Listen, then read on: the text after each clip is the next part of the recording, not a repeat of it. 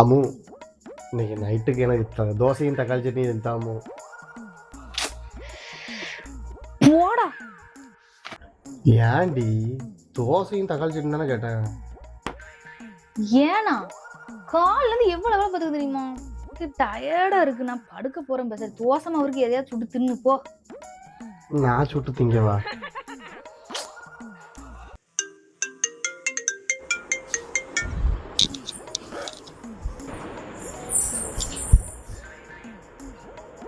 Company Kaala?